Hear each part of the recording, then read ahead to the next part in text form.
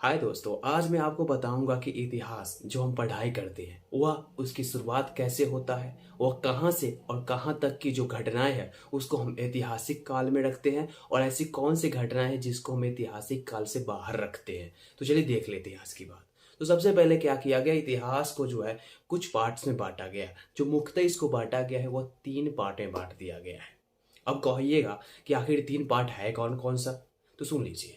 पहले जो है इतिहास को रखा गया प्राग ऐतिहासिक काल, दूसरे को कहा गया अध्य ऐतिहासिक काल, और तीसरा जो हमारा है वह आता है ऐतिहासिक काल। अब कहिएगा कि ये प्राग ऐतिहासिक काल क्या है, अध्य ऐतिहासिक काल क्या है और हमारा ऐतिहासिक काल क्या है। तो प्राग ऐतिहासिक काल का मतलब होता है वो ऐसा समय जिस समय पे लोगों के अंदर में कुछ जागरूकता की कमी थी। लोग बहुत कुछ नहीं जानते थे और रहते कहाँ पे थे, पत्थरों पे, पत्थरों के अंदर गुफाओं में अपने आप का जिंदगी को व्यतीत किया करते थे। और उन लोगों के अंदर एक भाषा जो थी वह नहीं थी। तो ऐसी जो समय था, इस समय को रखा गया जिस काल में, उसका नाम था प्राग ऐतिहासिक काल। इस काल को भी 3 पार्ट में बांट दिया गया है। अब कहिएगा ये 3 पार्ट कौन कौन सा है, बता दीजिए। तो इस तीनों पार्ट का नाम मैं स्टेप बाय स्टेप आपको अभी बता रहा हूँ। तो क्या होता है कि प्राग ऐतिहासिक काल जो है उसको 3 पार्ट में बांटा गया है। पहला जो हमारा बनता है वह बनता है पूरा पाषाण काल। दूसरा जो है वह है मध्य पाषाण काल। तीसरा जो हमारा है वह है नव पाषाण काल। यह तीनों क्या है और कब से कब इसकी शुरुआत होती है, इसकी हम समय अंतराल को देख लेते हैं। कभी कभी किसी किसी किताबों में कुछ अलग तरह से दिया हुआ होता है, थोड़ा आगे या फिर थोड़ा पीछे हो सकता है, लेकिन जो हमारा एक अंतराल है, जो कि टाइमिंग इंटरवल है, उसको हम पूरा बेहतरीन ढंग से देखेंगे। यहाँ पर कहा जाता है कि इस धरती पर इंसानों का जो उत्पत्ति हुआ था, इंसान जो इस धरती पे आना, जो भी जैसे भी हो, डायनासोर के आने के बाद, डायनासोर के मरने के बाद जो इंसानों का उत्पत्ति हुआ था वो लगभग आज से 20 लाख साल पहले के आसपास आंका गया है। मतलब ये कन्फर्म नहीं है कि आखिर कब हुआ था, लेकिन फिर भी लोग क्या समझते हैं कि 20 लाख साल के आसपास में जो है इंसान इस धरती पर रहना शुरू कर दिया था, अपना अस्तित्व जमा लिया था। तो वही बात है, यह प्राग ऐतिहासिक काल जो हमारा आता है, इस प्राग ऐतिहासिक काल का जो होता है अनगिनत साल से कहा जाता है कि इस साल से लेकर के जो हमारा 8,000 साल तक का जो बीच के जो टाइम जो हमारा बनता है, 8,000 ईसा पूर्व, मतलब अज्ञात समय से, मतलब वो समय पता नहीं है। मान लीजिए 20 लाख साल से लेकर के 8,000 ईसा पूर्व तक का जो समय होता है वह हमारा प्राग ऐतिहासिक काल के अंदर में आता है। और साथ साथ जो है प्राग ऐतिहासिक काल में कौन सा काल, तो पूरा पाषाण काल, मतलब पूरी तरह से पत्थरों से आश्रित व्यक्ति। जो उस समय के जो लोग रहा करते थे वो पत्थरों पर ही निवास किया करते थे, इसी कारण से इसका नाम पड़ा पूरा पाषाण काल। अब बात करते हैं कि इसमें ईसा पूर्व की मैंने नाम लिया। ईसा पूर्व का मतलब होता है जब से, सीधा समझिए, जब से कैलेंडर का स्टार्ट हुआ, उससे पहले कैलेंडर तो नहीं हुआ करता था, नहीं हमारे पास वर्ष हुआ करते थे। जैसे आज 2022 है, 23 है, जो भी आगे आने वाले हैं वह उस टाइम पर नहीं हुआ करता था। तो जब से शुरुआती हुआ था, मेरा मतलब ईसा मसीह जो जन्म लिए थे, उनका जन्म से पहले का जो समय होता है उसको हम लोग बोलते हैं ईसा पूर्व। और उसके बाद से जो चला आ रहा है उसको हम लोग बोलते हैं, इससे भी सीधी सी बात है, एडी कहा जाता है इसको इंग्लिश में। अब हम बात करेंगे थोड़ा सा इसके आगे। 8,000 साल तक का जो हमारा वक्त था उसको क्या कहा दिया गया, तो उसको कहा गया है हमारा पूरा पाषाण काल। उसके बाद कौन सा काल आएगा, तो पूरा पाषाण काल के बाद आता है नव पाषाण काल, नहीं बल्कि मध्य पाषाण काल। तो देखते हैं मध्य पाषाण काल का जो एज है वह कितना है। तो मध्य पाषाण काल का एज जो है आंका गया है 8,000 ईसा पूर्व से लेकर के 4,000 ईसा पूर्व तक का जो बीच का जो समय अंतराल है, इसको रखा गया है मध्य पाषाण काल के अंदर में। इसके बाद आता है हमारा नव पाषाण काल। पहले जान लेते हैं कि मध्य पाषाण काल में ऐसी कुछ घटनाएं तो हुआ होगा।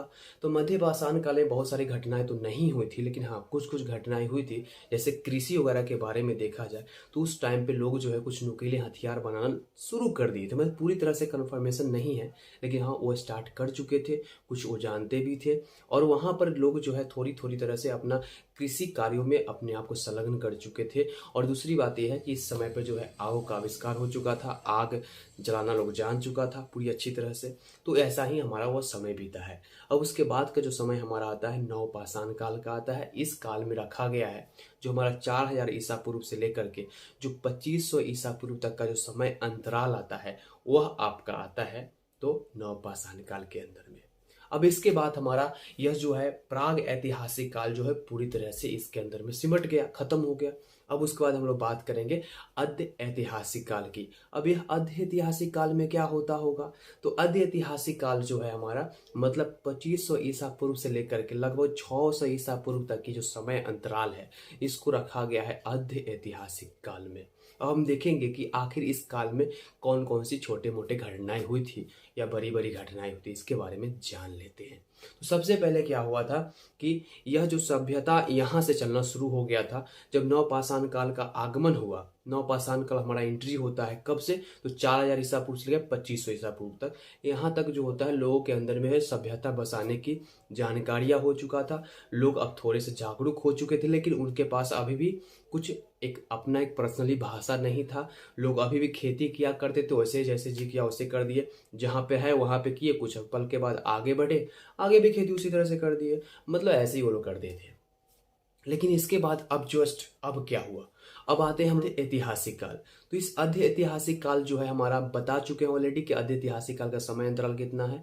तो इसका 2500 ईसा पूर्व से आंका गया है और लगभग जो है आपका 600 ईसा पूर्व तक का समय आता है आपका अध्य ऐतिहासिक काल में। इसको भी दो पार्ट में कन्वर्ट कर दिया गया है अध्य ऐतिहासिक काल में। इसमें देखा गया कुछ सभ्यता बने हुए हैं और कुछ उन्नत सभ्यता भी बने हुए हैं। तो यहाँ पर क्या हुआ है, दो तरह की सभ्यताओं की खासकर जिक्र किया गया है। एक जो है भारत के अकॉर्डिंग हम बात कर रहे हैं, तो एक जो हमारा सिंधु घाटी सभ्यता है, दूसरा जो हमारा है वो है वैदिक सभ्यता।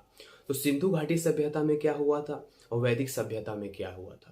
सिंधु घाटी सभ्यता को स्पेशली देखा गया है तो एक नगरीय सभ्यता के रूप में उसको देखा गया है।